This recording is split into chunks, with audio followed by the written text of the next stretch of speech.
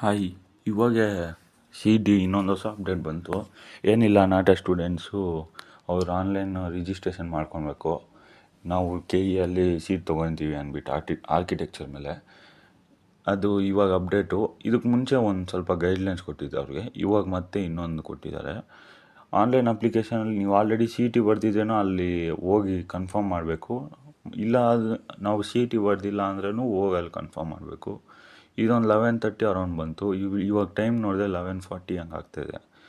ಆ link open ಮಾಡಿದ್ರೆ ಹಿಂಗೆ ಇಂಟರ್ಫೇಸ್ ಕಾಣಿಸುತ್ತೆ. ಇನ್ಸ್ಟ್ರಕ್ಷನ್ಸ್ ಎಲ್ಲ ಕರೆಕ್ಟಾಗಿ ಓದಿ. ಮತ್ತು ಈ ಹೋದ್ಮೇಲೆ ಅಲ್ಲಿ ಕೆಳಗಡೆ ಬ್ಲೂ ಕಲರಲ್ಲಿ 2 ಆಪ್ಷನ್ ಕಾಣಿಸಿದೆ.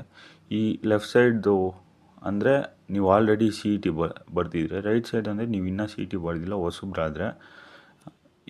ಇದು ಪ್ರೊಸೀಡ್ ಆದರೆ ನೆಕ್ಸ್ಟು ನಿಮ್ಮ 10th ಡಾಕ್ಯುಮೆಂಟ್ಸ್ ಎಲ್ಲ submit, 10th second P U ಎಲ್ಲ ಸಬ್ಮಿಟ್ ಮಾಡಿದ್ರೆ ಪ್ರೊಸೀಡ್ ಆಗಿ ಅಷ್ಟೇ.